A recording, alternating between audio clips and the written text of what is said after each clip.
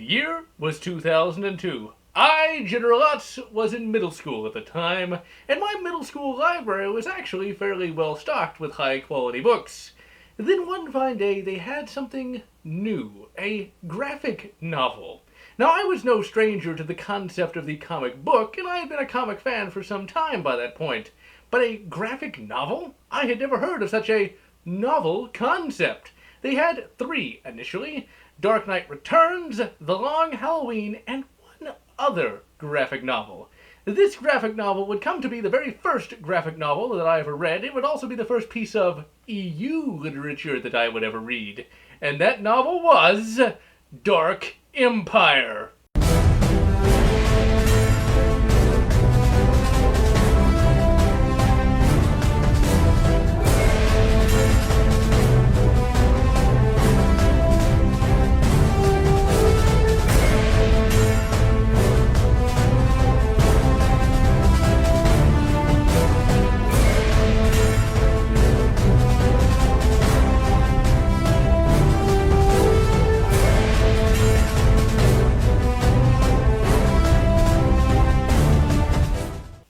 Good day, ladies and gentlemen. The Star Wars Expanded Universe is dead. But before it died, it was my single favorite universe of all time. And that is because it was surprisingly consistent. From 1991 to 2014, the writers behind the EU were able to keep a consistent universe. And that is not an easy prospect. Star Trek didn't even try.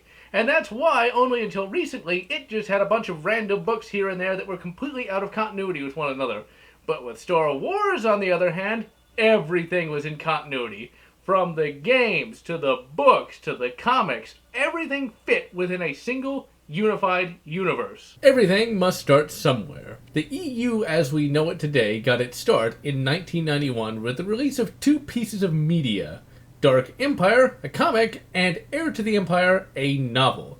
Each piece of media furthered the story of Star Wars past Return of the Jedi, and each went about it in different ways. Heir to the Empire was a military science fiction novel, and Dark Empire was an epic science fantasy story. Does such a story actually hold up in comparison to Timothy Zahn's MIL-SF masterpiece? Well, let's crack open this tome of arcane lore and take a look. The cover for the Dark Empire graphic novel is very visually striking and it is very direct in selling its subject matter. When you look across the room and see this cover, you know it's going to have epic science fantasy action. Front and center is Luke Skywalker in a kick-ass black costume that looks really menacing and gives Luke a more, shall we say, tough guy air. We have his bright green lightsaber out and ready for some slicing, and we have a bunch of really cool background details as well. We have the instantly recognizable Star Destroyers and one new ship that looks kick-ass. With just these few images, we know what we are getting into. The comic proper begins in the world of Tron. No, it's just the coloring. All throughout the comic, there are somewhat distracting filters over everything. This blue filter represents hyperspace. We have Han and Leia and Chewie coming out of hyperspace in the Imperial System, later known as the Coruscant System. Remember, 1991. They are traveling to Coruscant in search of Luke, who crashed upon it. The story picks up a number of years after Endor, and later we would find out that the story also takes place after Thrawn's campaign. There is an Imperial Civil War going on. Another one! The Falcon and two frigates have to navigate a massive debris field to actually make it to the planet Coruscant. This is one of those moments that you just have to accept, because it makes for a compelling story. One of the frigates crashes into some debris and explodes, adding drama to the scene. Realistically, that shouldn't have happened due to the sheer vastness of space. The Falcon makes it through the debris field, and they begin flying to Luke's last known location. It is learned here that Coruscant was the capital of the Empire, and that Palps himself used to hang his hat there. Yeah, this was the period when Han still talked like he was from 1970s Earth.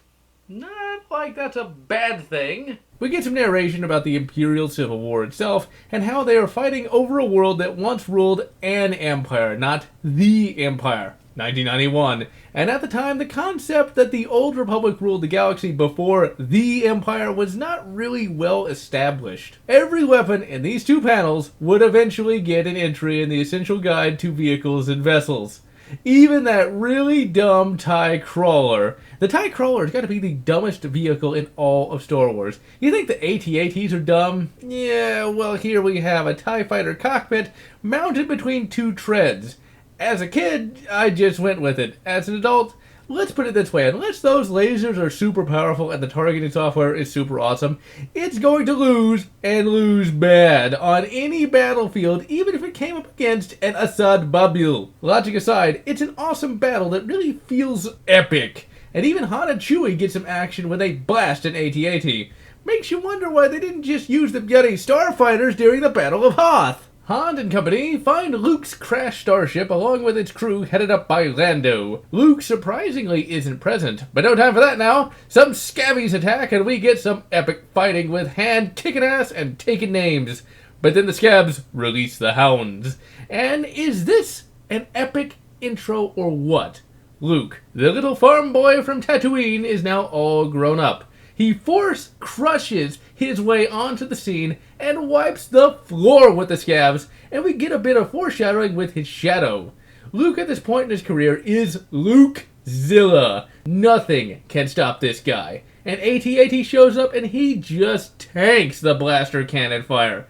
Their narration talks about his Jedi saber, but the blaster clearly just being absorbed by his force absorption power. Now if only that power worked as good in the KOTOR games. Lukezilla does what he does best and stomps the AT-AT like it was nothing. Size matters not, indeed. Then we enter the Matrix! No, really, the comic now has a weird green tinge. Luke says some cryptic crap about finding some strange things. The Emperor's porn collection? Well, I guess that's a strange thing. Little less bondage than you might think. Luke is now kinda emo in this comic, and says he has to face all the various darkness himself, and that his friends have to leave him to his fate. Han, being Han, is less willing to go with the will of the Force shite, and says no matter what, he will be there for him, blaster blazing. Damn, I love Han in this. Turns out, emo Luke is not just emoing for nothing. On the next page, we have a Force storm opening in space. It sweeps down onto the planet, destroying all in its path. Leia, like Han, is not all about the will of the Force and says that Luke needs to escape with him, but Luke is adamant about staying for the demonic hellstorm. Leia even offers to stay while everyone else goes, but Luke rightly reminds her that she has a duty to her kids. And when the storm is literally like 100 yards away, Han and company make their escape while Luke and R2, because R2 is a badass, stay to meet their fate. Let's just hope this is a Force storm and not the Nexus. I really don't want to see Luke making breakfast with Captain Picard. Seeing Captain Picard and Captain Kirk making breakfast is bad enough. As Han and Leia make their escape, Han says that Luke knows what he's doing. Leia is not so sure and mentions that she was afraid of Luke. What she should have said is that she is afraid of Luke turning into an emo with a playlist filled with emo songs. Issue 1 sets the stage for the series and is absolutely excellent. It has good character bits, and the characters are thankfully in character. The dialogue is fun and engaging, and everything has an epic science fantasy scope to it. And it only gets better from here. Issue 2 picks up and orbit around the Rebel base. Yeah, in this comic we're back to the old Rebel Alliance. A later Essential Guide would say that in-universe they did that because they were losing so badly. I'm just going to say that it says that because out-of-universe the concept of the New Republic hadn't been created yet. In orbit around the Rebel base, we have Admiral Tarb Akbar talking with the severed head of Mon Mothma. Why between Return of the Jedi and here, Mon Mothma had her head cut off and put in a jar is anyone's guess. 1991?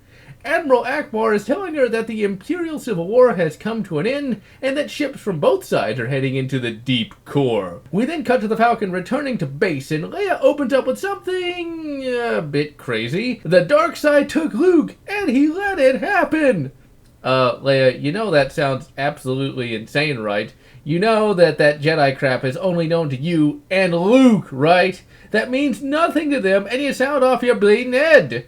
But the craziness is about to get worse, although I love that Mothma, who has a body again thankfully, says that the energy storm, settle dig there Mothma, is not an isolated event.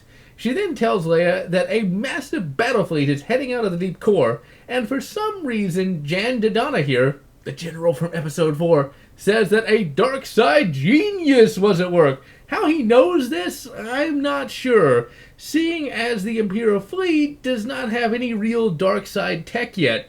And apparently we have some new diabolical war machines. That's like several layers above regular bollical.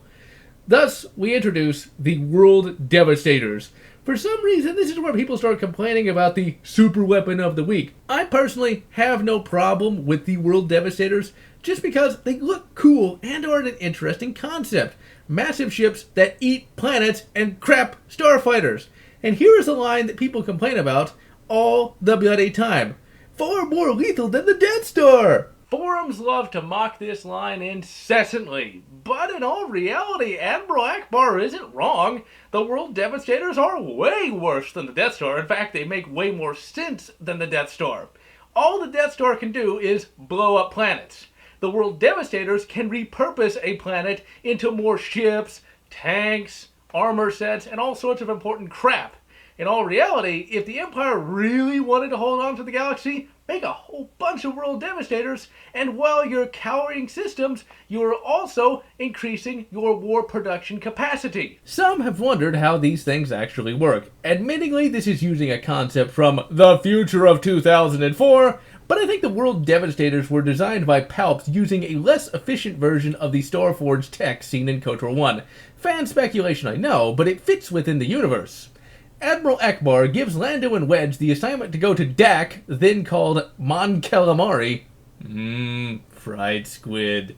Wait, that's not appetizing at all. Way too salty. They are to attempt to take down the World Devastators and save the Mon Calamari from extinction. Meanwhile, we get a nice moment with Han and Leia, with Leia worrying about Luke and Han mentioning that they never get any time together. This will be a recurring issue for most of their canon relationship. But they never give up on said relationship, at least until Disney. Nothing survives Disney, not even Han.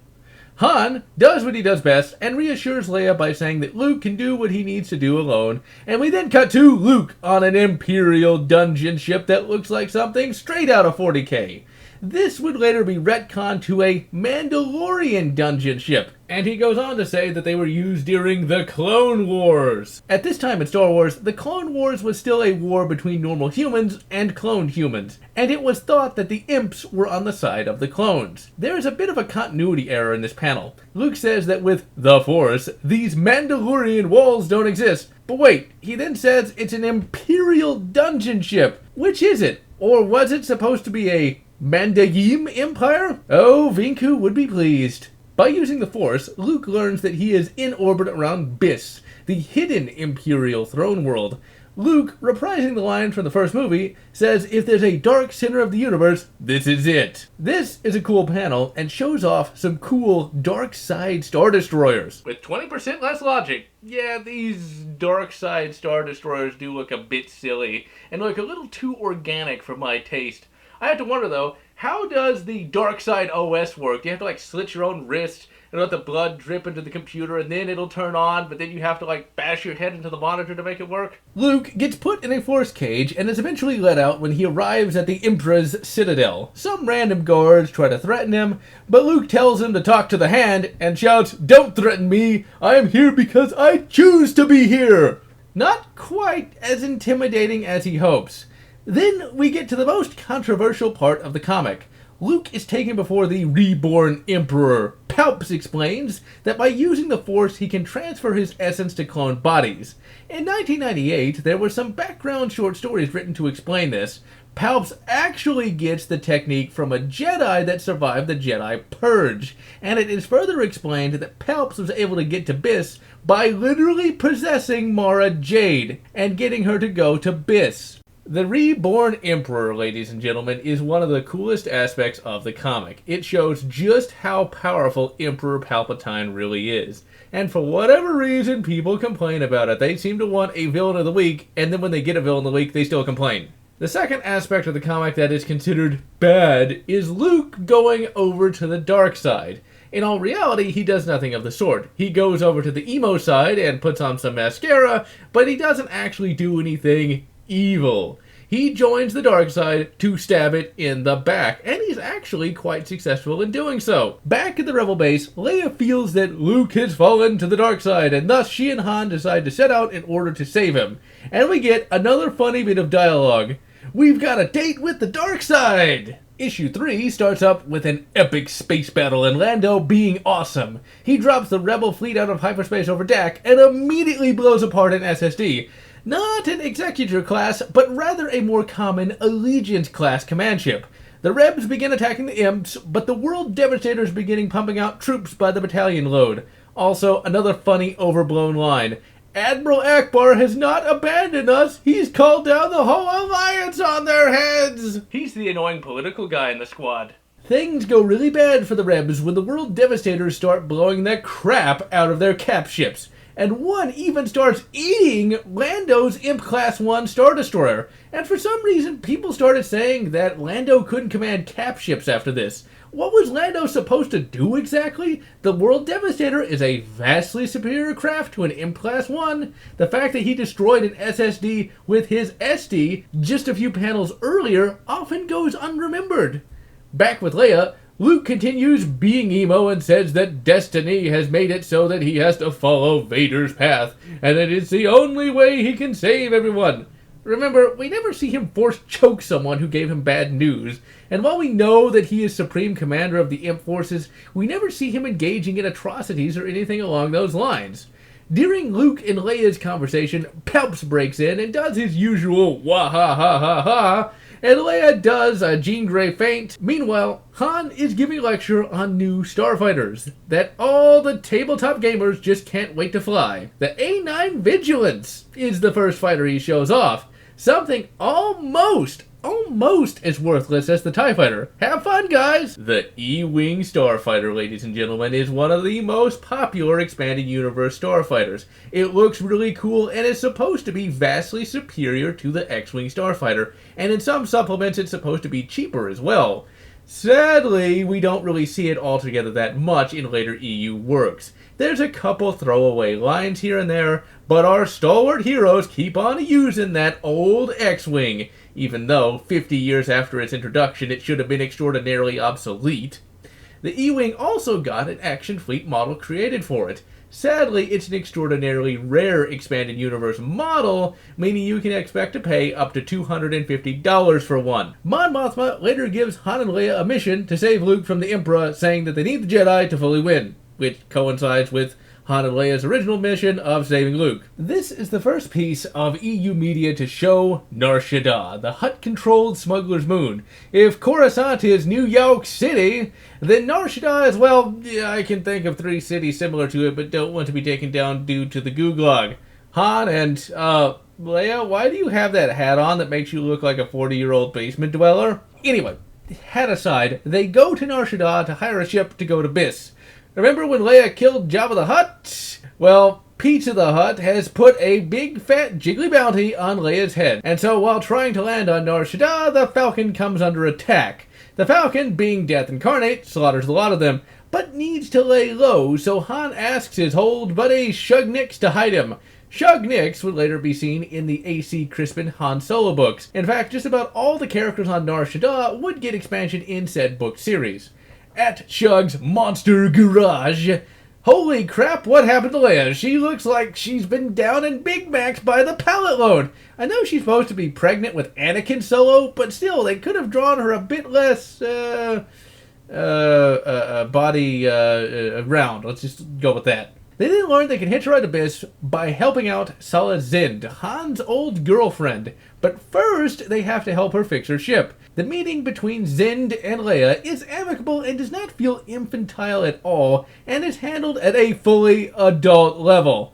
Han states that he has the part they need at his old apartment, and thus Han and Leia head out onto the mean streets of Nar Shaddaa. Like the cantina scene in Episode 4, everything in these panels gets some kind of expansion, be it in novels or essential guides. Even this guy, it's just a head, but he gets a 2-page article in the Essential Guide to Droids. and apparently he fought Mace Windu early in his career, and that's why he's in the Essential Guide to Droids. Han and Leia meet up with a meth addict, Vima Debota. But seriously, she looks like she's been using meth for the last 25 years. She mutters some cryptic crap and then gives Leia an old lightsaber, and then Drum appears, even though she looks like she can walk about 1 mile per year. Issue 3 ends with a Mr. Fett to see Han. Surprise! Fett's alive. Seriously, who thought old Bodo was really dead? His return to life would be chronicled in the kinda crappy Bounty Hunter Wars trilogy. In short, he was able to fight his way out of the Sarlacc, but was seriously messed up by all the Sarlacc acid, and had to be nursed back to health by his bro, Dengar, along with some woman that is never seen or heard from again outside of this trilogy. Bob Fett here is not the unemotional bounty hunter that we would see in later media, and more of a 20s gangster. The battle to escape Babadoo is suitably exciting, and at one point, Han and Leia literally steal a Hutt's hoverboard and go sky surfing Flash Gordon style. Han and Leia make it back to Solid Zin's ship, the Starlight Intruder, and hilariously the Falcon is just bolted to the back like a bloody spare tire. They head for Biss, and it's cool image time. We have Luke with his hand outstretched, urging the Imperial fleet on to glory. Quite the far cry from a guy who drinks alien boob milk. And this is where we find that Luke's plan to join the Imps worked, as he uses his newfound power to sabotage the world devastators that were completely kicking the asses of the rebels. And it also shows that Luke never turned evil. Jason, who did turn evil, would have never done that. I can tell you that much. Back to Han and Leia, they have made it to Biss, but Boba Fett and Dengar are hot on their heels, and well, this comic is not friendly to cold, calculating Fett, and has Fett try to sneak through a shield generator, and it doesn't go so well. He had the rare medical condition of Sarlacc acid to the brain. Well, in Bounty Hunter Wars, he does straight up say that certain bits of his brain were lasered out, so maybe that explains it. He does that so that he can make himself into a better killer. Emo Luke? Pfft. After Boba Fett's dad died, old Boba became 1/8 as emo as Marilyn Manson.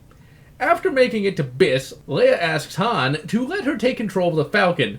Han is skeptical at first, but acquiesces, and Leia uses the Force to get to Luke, and Luke has gone full emo. Once again, not evil, just emo. He even has cloned himself some new friends, 2 big-ass sentinels. Luke tries to take Han and Leia's weapons, but Han, being awesome, says this: "Not on your life, we're leaving here now, and this time you're coming with us." Luke uses the Force and takes Han's blaster, but then it's time for more hilarity. "Luke, your hand.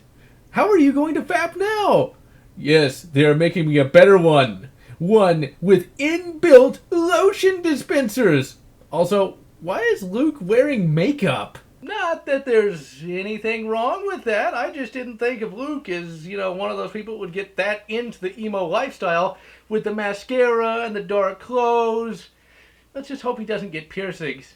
You Sith nipple piercings? Leia, being a badass, starts kicking ass. First, resisting Palps's dominate mind attempt to get her to attack Luke, and then slicing the arm off of one of Luke's sentinels, shouting the epic line, "Let go of my husband, you overgrown freak!"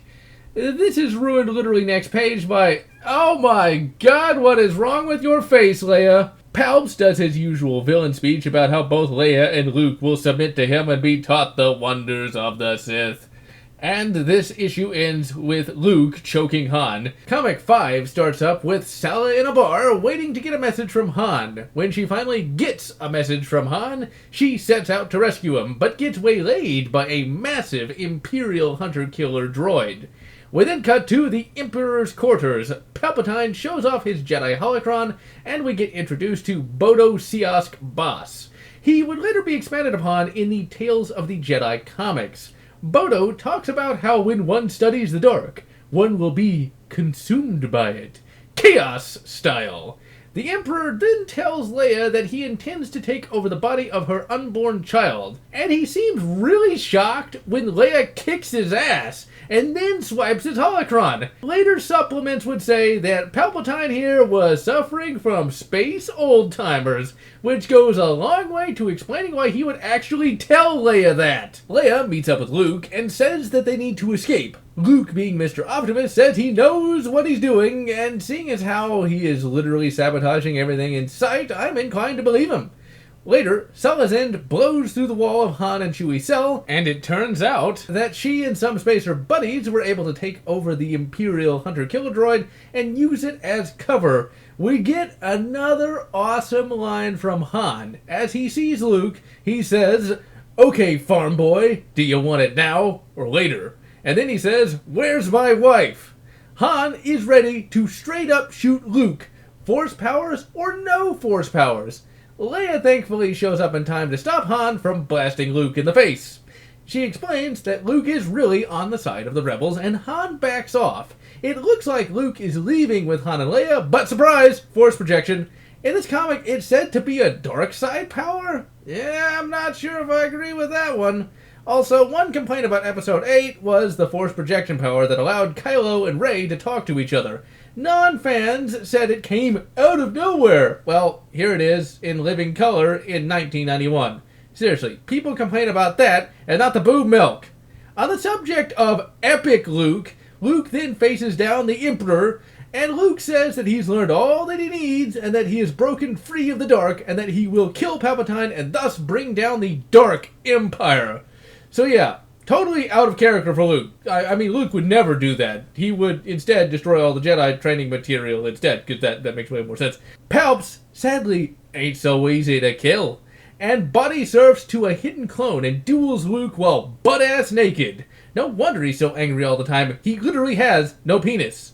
That would make me turn to the dark side too. Palpatine uses his anger and his rage at not having a dick to defeat Luke. And the comic ends with Palps declaring that he's going to get his shit back and destroy the rebels once and for all. And maybe finally get a Robo-Dick installed. The final issue of the series starts up on Dak. With the Master Control signal modified by Luke, the World Devastators are dead in the water, but still able to manufacture new weapons. And thus the war goes on until Han and Leia show up, and they show up with R2-D2, and he is able to get the WDs to self-destruct. Not the most epic of endings for the WD-40s, but they are not the real threat. Back at the Rebel base, Leia is messing around with the holocron, and Bodo Boss tells her about a prophecy that is so made up it's not even funny. Bodo just summarizes the plot of the comic. If they knew that back in his day, then why did the Jedi not do anything about it? As it's oddly specific. Also, Bodo calls Luke reckless. Okay, at this point in the comic, Luke has done nothing idiotic. All of his plans have come off perfectly outside of getting his ass handed to him by Palpatine. I still say his plan was a sound one. Next page, we get the myth, the legend, the ship that makes modders weak at the knees, the Eclipse-class Star Destroyer. Yeah, it shows up for just a tiny bit of the graphic novel, but by the Force is she a beaut. In one of the supplements, it's learned that the super laser was designed to feed Palpatine's Dark Force abilities. How, you ask? Palps would use the ship to blow up an uninhabited planet and thus suck up all the life energy that had just been killed. Also, that goddamn super laser is horrifically annoying in Empire at War. The Eclipse has come to the Rebel base, and the Emperor says that he has no quarrel with the Alliance leadership. Anyway, all he wants is Leia. And Leia, of course, decides to go to the Eclipse to face Palpatine. She and Luke, of course, fight a bit, but the fight is not as long as you might think, and Leia helps Luke back to the light. Palps is peeved at this, and starts trash-talking them and their father, calling Vader a sick man in an iron mask. Ooh, sick Palps burn. The end of the comic is quite epic. Luke and Palps fight again, and Palps kicks Luke's ass again, and then opens up a hell portal and begins sucking up all the rebel ships. And so how is the mighty Emperor Palpatine defeated? Does Luke and Leia engage him in a massive, epic lightsaber duel? Does Han roll up and just shoot him between the eyes? By using the power of love, they cause Palpatine to lose control of his Force storm. When this happens, the storm homes in on the highest concentration of dark side energy. Uh-oh. And thus Palps and the mighty Eclipse are destroyed. And the comic ends with Luke saying that the Jedi will rise again. And he would be right. In the real EU, he would reform the Jedi, and 25 years after Yavin, they would number over 100 and be instrumental in the Yuuzhan Vong War. In the Disneyverse, well, he drank a lot of milk, blue or otherwise. As a lad, I loved this comic, as it truly felt like a continuation of the Star Wars mythos. I felt that it got the tone and the characters right, and I also felt that it got the epic scope right as well. Then I grew up, and I felt that it was overly cheesy and broke with canon, and I felt that it was vastly inferior to Timothy Zahn's masterwork, Heir to the Empire. Then I grew up again, and was able to like things that were not super duper serial. And that's what it comes down to, doesn't it? There comes a time in all our lives where we want everything to be super duper serial, and thus Heir to the Empire is better than everything because it has logistics in it. In reality, Dark Empire is as good as Heir to the Empire, but both do things differently from one another. Heir to the Empire shows Star Wars through a military science fiction lens, or put another way, through the eye of non-Force users. Dark Empire is a science fantasy work, or put another way, these are events seen through the eyes of a Jedi. Both show the versatility of the Star Wars franchise, and both contributed equally and immensely to the EU that we would come to know and love. Star Wars! Nothing but Star Wars! Talk about them Star Wars! Don't let them in! Yeah! This comic is Star Wars personified. Everything in this comic is as you would want a Star Wars comic. If you're looking for a good introduction to the Star Wars comic books, this is definitely a good place to start. And I cannot recommend it enough. And so, I am GeneralLotz, wishing you good Heir to the Empire, and good Dark Force Rising, whatever makes you happy. If you enjoyed my review of the Dark Empire graphic novel, please consider subscribing, and if you can, please consider supporting me on Patreon so that I can continue bringing you these awesome graphic novel reviews.